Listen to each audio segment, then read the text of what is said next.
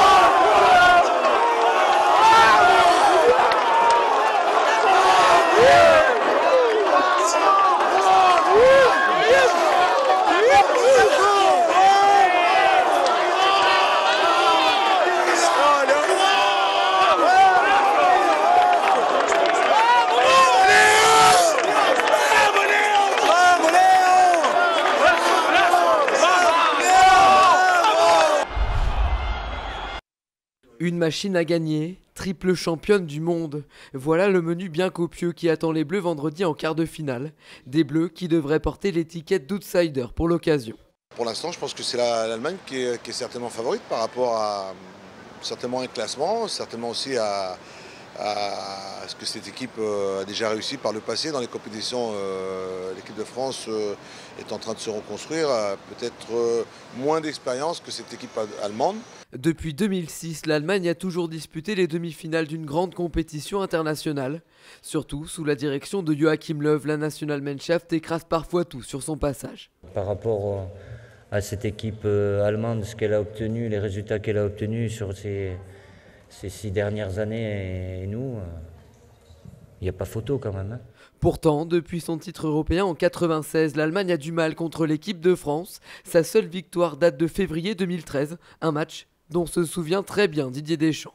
On leur a fait mal, mais ils nous ont fait mal aussi. Hein. Ils avaient, je me rappelle bien de ce match-là. Aujourd'hui, bon, il n'y a peut-être pas tout à fait les mêmes joueurs en France. Ça sera une autre confrontation. Une confrontation à élimination directe cette fois. La première entre les deux équipes depuis 1986.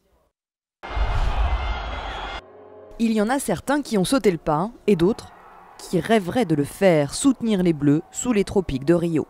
Nous on voit ça de la télé, donc on voit des super belles images, on voit le soleil, ça donne forcément envie quoi. Carrément. Mais il faut voir avec les vacances, etc., les prix, etc. Mais ouais, on pourrait carrément le faire.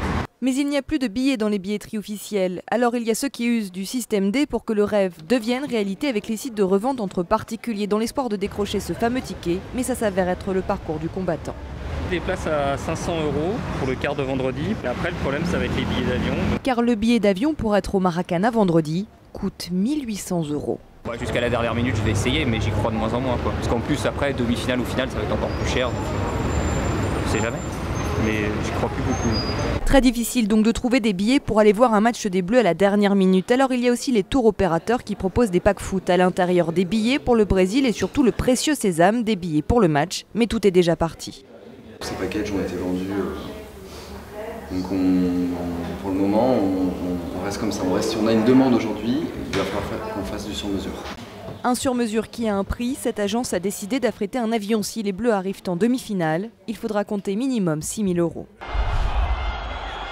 Ce mardi 1er juillet a vu la victoire dans la prolongation de l'Argentine 1-0 face à la Suisse et celle de la Belgique 2-1 face aux États-Unis. Pas de match prévu ce mercredi, rendez-vous donc vendredi pour les premiers quarts de finale.